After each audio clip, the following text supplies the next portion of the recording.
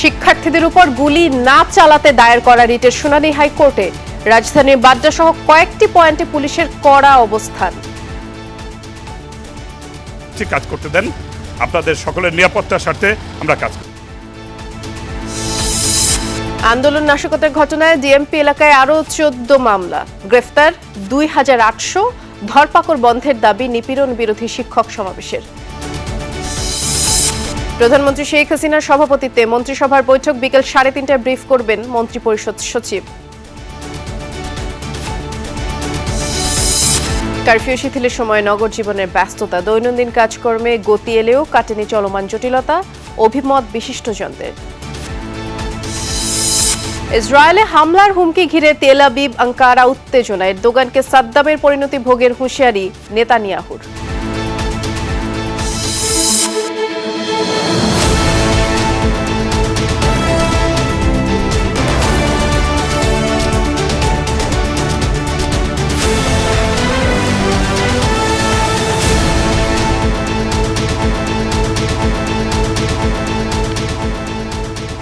দুপুরে বাংলাদেশে সবাইকে আমন্ত্রণ জানাচ্ছি। নুসরাত বৃষ্টির সাথে আছি। শিরোনামগুলো আপনারা শুনছিলেন, যেমনটি শুনলেন। প্রথম শিরোনামই, কোটা সংস্কার আন্দোলনকারীদের উপর গুলি না চালানোর নির্দেশনা চেয়ে হাইকোর্টে রিট দায়ের হয়েছে। একই সাথে এই রিটে কোটা আন্দোলনের 6 সমন্বয়কে ডিবি হেফাজত থেকে মুক্তির নির্দেশনাও চাওয়া হয়েছে। সুপ্রিম কোর্টের আইনজীবী মনজুর আল মতিন এবং আইনুন নাহার সিদ্দিকা লিপি এই রিট দায়ের করেন। রিটে মন্ত্রিপরিষদ সচিব, স্বরাষ্ট্র সচিব, পুলিশ মহাপরিদর্শক, সেনাবাহিনী প্রধান সহ সংশ্লিষ্টদের বিবাদী করা হয়েছে। এরই মধ্যে হাইকোর্ট এই রিটের শুনানি শুরু হয়েছে এবং উল্লেখ্য যে জুলাই মাস থেকে শুরু হওয়া কোটা আন্দোলনে 15 তারিখ থেকে এই সহিংসতা শুরু হয় শিক্ষার্থীদের সাথে। ক্ষমতাসীন দল এবং পুলিশ বিজিবির সংঘর্ষ সহিংসতায় সরকারি হিসাবে নিহতের সংখ্যা 147 জন। অন্যদিকে শুক্র শনিবার বৈষম্য বিরোধী ছাত্র আন্দোলনের সমন্বয়কদের তুলে নিয়ে 2-3 দিন ধরে হেফাজতে রেখেছে ডিবি। এ নিয়ে উদ্বিগ্ন হয়ে রিট করেছেন আইনজীবীরা।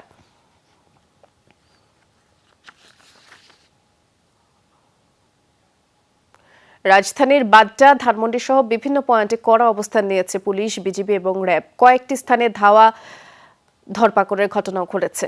ডিবি হেফাজত থেকে কোটা আন্দোলনের সমন্বয়কদের কর্মসূচি বাতিলের পর গতরাতে এই বিক্ষোভের কথা জানায় একটি অংশ। সরকারি বেসরকারি বিশ্ববিদ্যালয় ক্যাম্পাসে আজ এই বিক্ষোভ করার কথাও তারা জানিয়েছে। এজন্য সকাল থেকেই কড়া পাহারা দেখা যায় পুলিশের। ধানমন্ডিতে কিছু শিক্ষার্থী বিক্ষোভ শুরু করে এবং এর কিছুক্ষণ পর পুলিশ তাদের ধাওয়া দিয়ে ছত্রভঙ্গ করে, বেশ কয়েকজনকে আটক করে।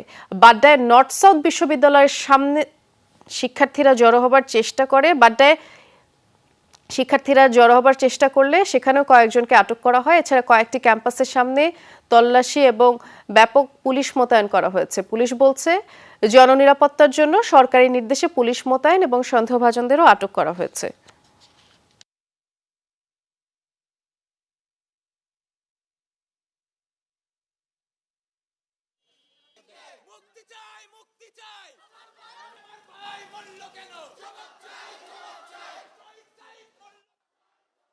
আমি অসুস্থ মানুষকে মানে বাজার ঘাট করতে দেয় না। খালি কেবল বাজার গেছে ইয়ং পোলাপান দেখলে কি ধরার লাগবো? কারণ মানুষ যারা ভার্সিটি পোলাপান কি করছে, ও তো ইয়ং পোলাপান দেখলে কি ধরা লাগবো? কারণ আমার ছেলে তো এই ভার্সিটিতে পড়েও না। এই ছাত্রদেরকে এভাবে ধরে নিয়ে হয়রানি করার আমরা শিক্ষক যারা আছি আমরা অত্যন্ত ব্যথিত এবং অত্যন্ত আমরা মানে আমি কি বলবো উদ্বিগ্ন। মধ্যরাতে কর্মসূচি কারা দেয়?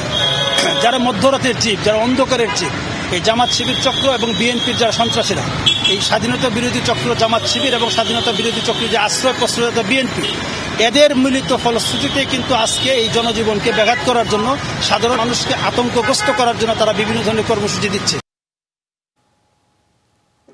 কোটা সংস্কার আন্দোলনকে ঘিরে শিক্ষার্থীদের নিহত হওয়ার ঘটনায় সুষ্ঠু তদন্ত বিচার সহ বিভিন্ন দফা দাবিতে বিক্ষোভ হয়েছে রাজশাহী বিশ্ববিদ্যালয়ে।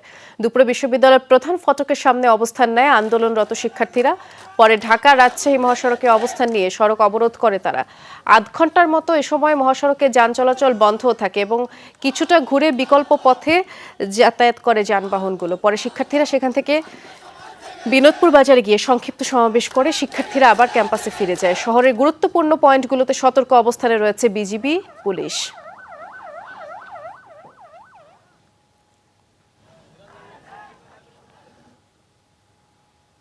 এই কোটা সংস্কার আন্দোলন ঘিরে হামলা, ভাঙচুর এবং হতাহতের ঘটনায় ঢাকা মহানগরীর বিভিন্ন থানায় এ পর্যন্ত 243টি মামলা হয়েছে, আর এসব মামলায় গ্রেফতার হয়েছে 2822 জন। সোমবার ডিএমপি থেকে এই তথ্য জানা গেছে। সেখানে দেখা যায় গত 24 ঘন্টায় শুধুমাত্র রাজধানীতেই নতুন করে 14টি মামলা করা হয়েছে, গ্রেফতার করা হয়েছে 58 জনকে। আর কোটা সংস্কার আন্দোলন ঘিরে গ্রেফতার শুরু হয় 19 জুলাই। সহিংসতার প্রেক্ষিতে 24 ঘন্টায় সাঁড়াশি অভিযান চালাচ্ছে আইন শৃঙ্খলা বাহিনী। সব মামলায় শিক্ষার্থী সহ বিভিন্ন রাজনৈতিক দলের নেতাকর্মীদের গ্রেফতার করা হয়েছে। আতঙ্কিত হয়ে শিক্ষার্থী ও বিরোধী নেতাকর্মীদের অনেকেই যোগাযোগ বিচ্ছিন্ন কিংবা অনেকে আত্মগোপনে আছে। স্বরাষ্ট্র মন্ত্রণালয়ের তথ্য বলছে সাম্প্রতিক সহিংসতায় এ পর্যন্ত 147 জন নিহত হয়েছেন। আর মেট্রো রেলের মিরপুর কাজীপাড়া স্টেশন, বিটিভি, সেতু ভবন ক্ষতিগ্রস্ত হয়েছে, রাষ্ট্রীয় অনেক সম্পদ।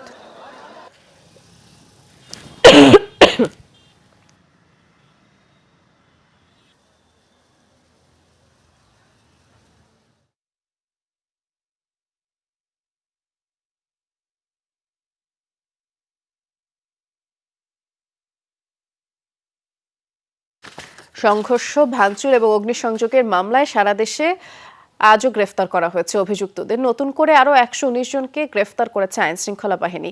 রংপুরে সংঘর্ষ, ভাঙচুর, অগ্নিসংযোগের ঘটনায় 6টি মামলা হয়েছে। জেলা ছাত্র দলের আহ্বায়ক শরীফ নেওয়ার জোহা সহ মহানগরে 21টি এবং জেলায় আরও 5 জনকে, মহানগরে 21 জন, জেলায় 5 জনকে গ্রেফতার করা হয়েছে। এ নিয়ে গ্রেফতারের সংখ্যা দাঁড়িয়েছে 242-এ। নারায়ণগঞ্জে নতুন করে 51 জনকে গ্রেফতার করা হয়েছে। মোট গ্রেফতার 563 জন। চট্টগ্রাম মহানগরীতে 16 জন, জেলায় 7 জনকে গ্রেফতার করেছে আইন শৃঙ্খলা বাহিনী। আর রাজশাহীতে 13 এবং সিলেটেও 1 জনকে ধরা হয়েছে। এছাড়া গেল 24 ঘন্টায় খুলনায় 3, লালমনিরহাটে 2 জনকে গ্রেফতার করা হয়েছে।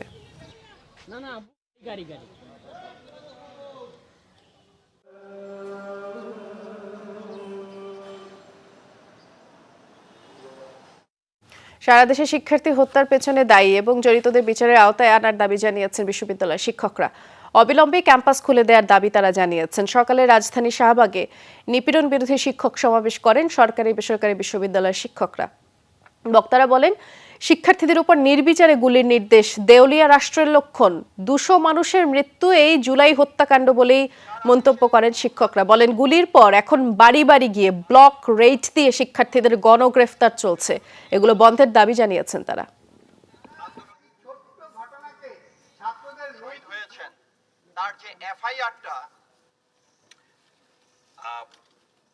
আমাদের ছাত্ররা আজ নিপীড়নের শিকার। তাদেরকে ব্লক রেড দিয়ে ধরে ধরে নিয়ে যাচ্ছে। রাতের অন্ধকারে মানুষজনকে তুলে নিয়ে যাওয়া হয়, তাদের খোঁজ করতে যায় যখন পরিজনেরা, তাদেরকে ঢুকতে দেওয়া হয় না, কোনো খবর দেওয়া হয় না, পথ আটকে রাখা হয়, রাতের অন্ধকারে তাদেরকে টর্চার করা হয়। সংবাদের শুরুতে যেমনটি আপনারা শুনলেন, কোটা সংস্কার আন্দোলনকারীদের উপর গুলি না চালানোর নির্দেশনা চেয়ে হাইকোর্টে দায়ের করা রিটের শুনানি সেটি শেষ হয়েছে। আদেশ হবে কাল। আর এ নিয়ে কথা বলছেন সিনিয়র আইনজীবী ZI খান পান্না। আমরা সরাসরি তার কথায় চলে যাচ্ছি। সেখানেও কিন্তু তারা এই সুবিধাগুলো পেয়েছিলেন। আজকে বাংলাদেশে এই আইটি ইনফরমেশন টেকনোলজির যুগে আমার মোবাইল চেক করবে যে কেউ, আমার ডায়েরি চেক করবে যে কেউ, আমার প্যান্ট চেক করবে যে কেউ, এই অধিকার তো কাউকে দেওয়া হয় না। স্পেসিফিক যদি কোনো এলিগেশন থাকে, হ্যাঁ আমার বিরুদ্ধে সেটা দিবে, থানায় ডায়েরি করবে এবং গ্রেপ্তার করবে। তো এইটার তো কোনো নেই। এবং এইখানে অ্যাপেলেট ডিভিশনের 54 এবং 167 রিমান্ড এবং 54-এ গ্রেপ্তার নিয়ে একটা সুনির্দিষ্ট নীতিমালা আছে।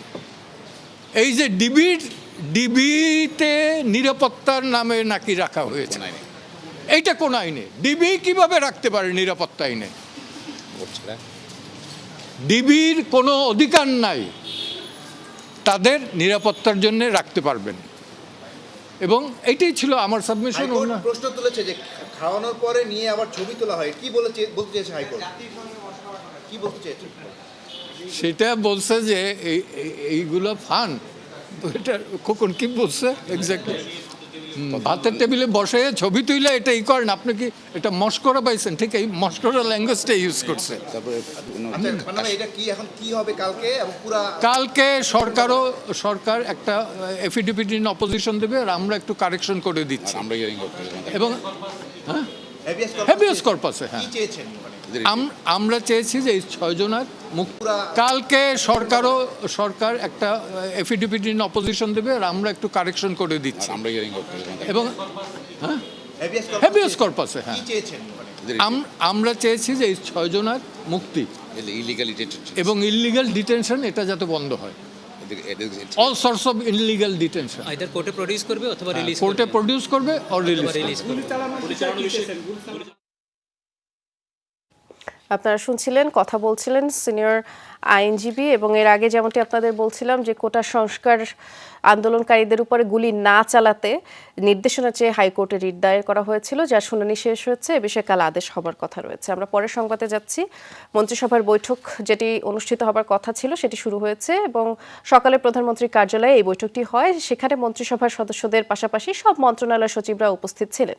সভায় দেশের বিভিন্ন গুরুত্বপূর্ণ বিষয় নিয়ে আলোচনা হয়। বিশেষ করে চলমান কোটা আন্দোলনে উদ্ভূত পরিস্থিতি এই বৈঠকে প্রাধান্য পেয়েছে বলেই জানা গেছে। এবং মন্ত্রিসভার সবশেষ বৈঠক হয় 1 জুলাই। কোটা সংস্কার আন্দোলনের সহিংসতা ও চলমান কারফিউ পরিস্থিতির মধ্যে প্রায় 1 মাস পর আজ আবারও এই মন্ত্রিসভা বসে। শিক্ষার্থীদের শান্তিপূর্ণ আন্দোলনের উপর ভর করে বিএনপি জামায়াত রাষ্ট্রীয় কাঠামোর উপর ধ্বংসযজ্ঞ চালিয়েছে। এদের বিরুদ্ধে দেশবাসীকে প্রতিরোধ গড়ে তোলার আহ্বান জানিয়েছেন 14 দলের সমন্বয়ক আমির হোসেন আমু। সকালে সাম্প্রতিক সহিংসতায় ক্ষতিগ্রস্ত সেতু ভবন এবং দুর্যোগ ব্যবস্থাপনা ভবন পরিদর্শন শেষে এই আহ্বান জানিয়েছেন তিনি। 14 দলের নেতারা বললেন যে যারা দেশকে অকার্যকর করতে চায়, স্বাধীনতায় বিশ্বাস করে না, তারাই এই ঘটনা ঘটিয়েছে। দেশের অর্থনীতিকে পঙ্গু করে দেওয়ার ষড়যন্ত্র করছে, শেখ হাসিনার বিরুদ্ধে অপপ্রচার চালাচ্ছে। ঐক্যবদ্ধ থাকলে এসব ষড়যন্ত্র মোকাবেলা করা সম্ভব।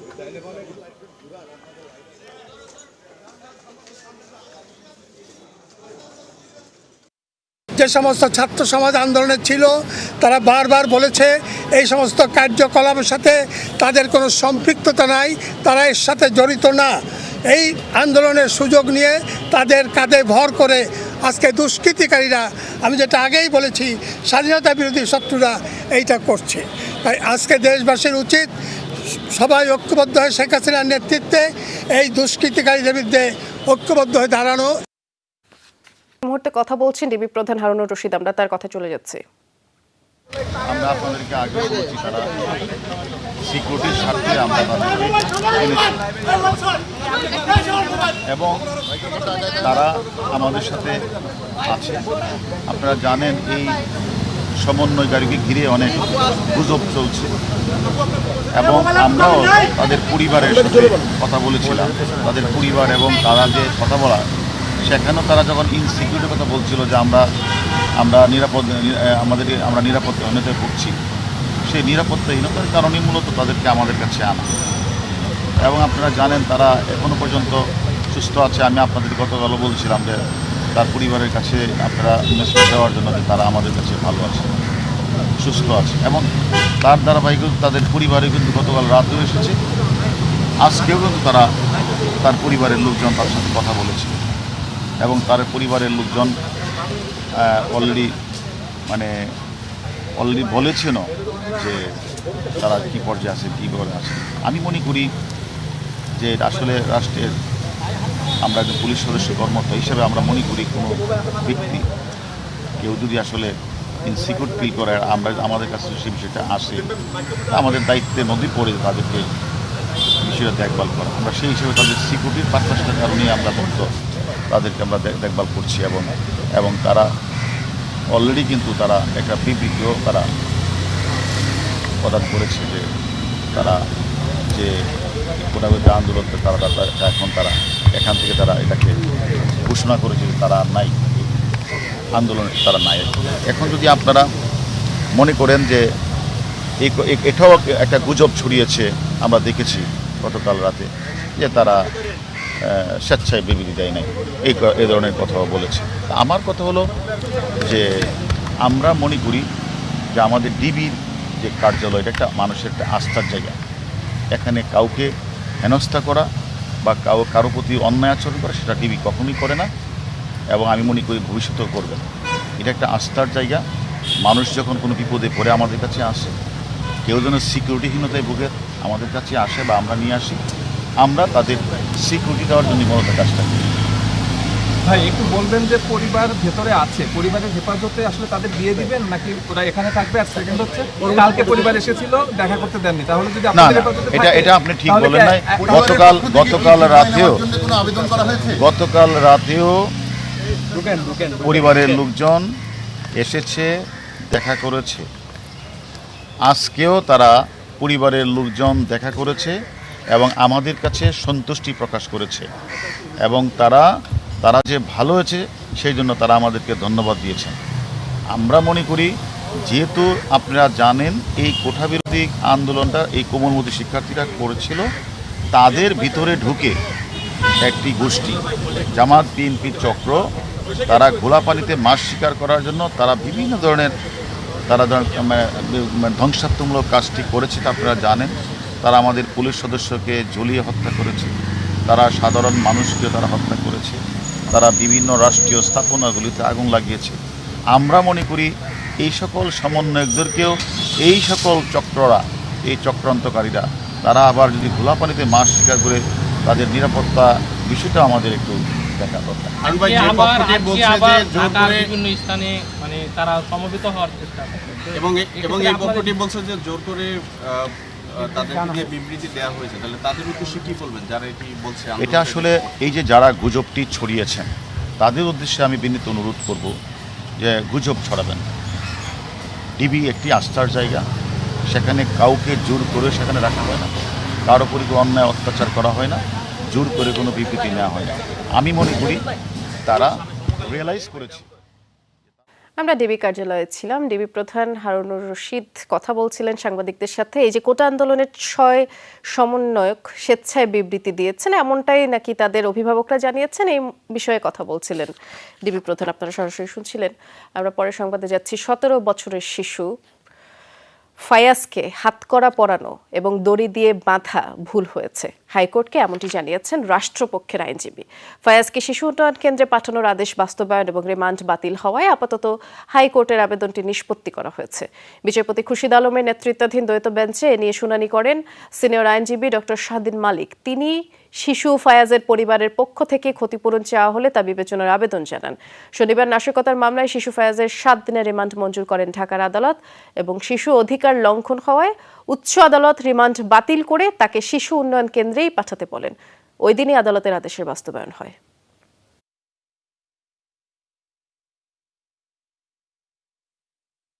টঙ্গী কিশোরালয়ে নিয়ে গেছে এবং ওইটাও স্বীকার করেছে যে তাকে হাতে দড়ি দিয়ে তাকে বাঁধাটা এটা বেআইনি হয়েছে। তার সাথে যে বেআইনি আচরণ করা হয়েছে এটার জন্য ক্ষতিপূরণ চাইলে ওটা অন্য আদালতে ক্ষতিপূরণের জন্য আলাদা দরখাস্ত নিয়ে আসতে কেউ বাধা দিবে না। ধীরে ধীরে কারফিউর সময় কমছে, দৈনন্দিন কাজকর্ম, অফিস আদালতের ব্যস্ততা বেড়েছে। তাহলে আর কতদিন লাগতে পারে সবকিছু স্বাভাবিক হতে, এই প্রশ্ন অনেকের। বিশিষ্টজনেরা বলছেন এখনো জটিলতা পুরোপুরি কাটেনি। একদিকে নিহতদের পরিবার ও স্বজনদের কষ্ট, অন্যদিকে নাশকতার প্রভাব। সমাজে পারস্পরিক শ্রদ্ধা ও বিশ্বাসের ঘাটতি দূর হতে সময় লাগে। আর সমস্যা সমাধানে শক্তির প্রয়োগ নয়, আস্থার সম্পর্ক উন্নয়নে পরামর্শ দিচ্ছেন তারা।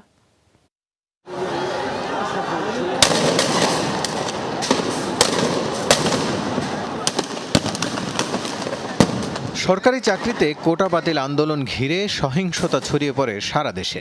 আইন শৃঙ্খলা রক্ষাকারী বাহিনীর সাথে চলে সংঘর্ষ, ধাওয়া পাল্টা ধাওয়া, তৈরি হয় একরকম অচল অবস্থা। পরিস্থিতি সামাল দিতে সারা দেশে জারি করা হয় কারফিউ, মোতায়েন করা হয় সেনাবাহিনী। এরপর ধীরে ধীরে পরিস্থিতি শান্ত হয়ে আসে। শিক্ষা প্রতিষ্ঠান বন্ধ থাকলেও চালু হয়েছে অফিস আদালত। কারফিউ শিথিলের সময়ে সড়কে মানুষ ও যানবাহনের চলাচলও প্রায় স্বাভাবিক। তবু অনেকের মনে প্রশ্ন, সবকিছু ঠিকঠাক থাকবে তো? এখনো মধ্যে আতঙ্কটা কাটে নাই লোকজনের মধ্যে। রাস্তাঘাটে গন্ডগোল, কোথায় গন্ডগোল হয় না হয় শুনতেছি যে পুলিশ ধরে আপনার চেক করে। প্রত্যেকের আত্মীয় স্বজনের কিন্তু একই একটা ব্যাপার যে যেখান থেকে পারে যে আপনারা প্রয়োজন ছাড়া ঘর থেকে বের হবেন না। অফিস আদালত ও ব্যাংক পুরোটা সময় না চললেও গতি এসেছে দৈনন্দিন কাজকর্মে। তাহলে মানুষের মধ্যে কেন এই প্রশ্ন? যে স্ট্র্যাটেজি সরকার হাতে নিয়েছে, এইটা আবার তাদের জন্য, এইটা আপনার সমাজে এক ধরনের আতঙ্ক সৃষ্টি করছে। ছাত্র সমাজও কিন্তু তারাও এক ধরনের নিরাপত্তাহীনতার মধ্যে অলরেডি পড়ে গেছে। কেউ কেউ মনে করেন প্রয়োজন আর স্বস্তি এক করা যাবে না। তাদের মতে সহিংসতার ঘোর এখনও কাটিয়ে উঠতে পারেনি পুরো দেশ। জীবন অমূল্য, সেই অমূল্য জীবন চলে গেল। আবার জীবনের জন্য, প্রতিদিনের জীবনের জন্য, বেঁচে থাকার জন্য যে রাষ্ট্রীয় সম্পদ, জাতীয় সম্পদ, সেটিও কিভাবে ধ্বংস করা হলো, একটা ভয় ভীতি আছে। তো সেটার জন্য তো আপনাকে টাইম দিতে হবে। সরকারি হিসেবে সহিংসতায় 147 জন মারা গেছেন। দীর্ঘ হচ্ছে গ্রেফতারের তালিকা। এ বিষয়ে 2 শিক্ষকের দৃষ্টিভঙ্গি আলাদা। হচ্ছে যে ল অ্যান্ড অর্ডার মানে আইন শৃঙ্খলা বাহিনীর উপর নির্ভর করে পুরো সংকটটাকে সমাধান করার চেষ্টা করছে। আপনি ছাত্রদেরকে যে পজিটিভলি আপনি শুরু থেকে দেখেছেন, এখন ছাত্রদেরকে আবার আপনি ওই পূর্বের জায়গায় নিয়ে আসতেছেন, ভিলেনের জায়গায়। শিক্ষা প্রতিষ্ঠান তো কোনো যন্ত্র নয়, এবং এখানে যেটা বারবার বলছি, এখানে মনোজগতের একটা বিষয় আছে, বন্ধুত্বের একটা বিষয় আছে। এখানে একটা পিয়ার গ্রুপস যদি আরেকটা পিয়ার গ্রুপসকে বিশ্বাস বা ভরসার জায়গায় না আনতে পারে, তাহলে তো আপনি খুলে দিলে কি লাভটা কি হবে?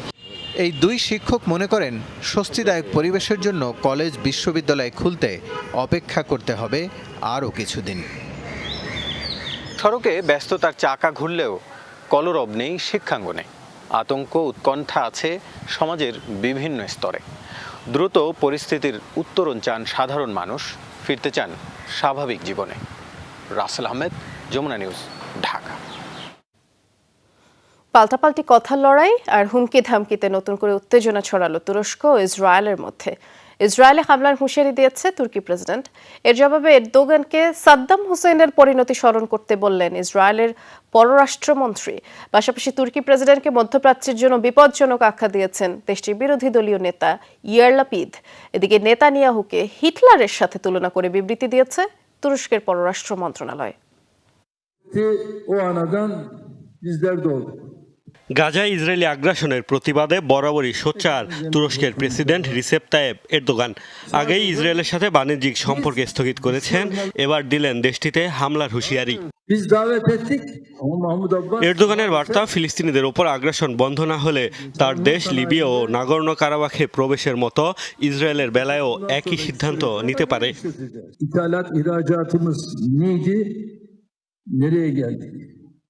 আমাদের শক্তিশালী হতে হবে যাতে ইসরায়েল ফিলিস্তিনিদের সাথে এগুলো করতে না পারে। যেভাবে আমরা কারাবাখ কিংবা লিবিয়ায় প্রবেশ করেছি, তাদের বেলায়ও একই পদক্ষেপ নিতে হবে। আর তা না করার কোনো কারণও নেই। আমাদের শক্তিশালী হতে হবে যাতে এমন পদক্ষেপ নিতে পারি। এরদোগানের মন্তব্যের পরই 2 দেশের মধ্যে চলমান উত্তেজনার পারদ চড়েছে আরেক দফা।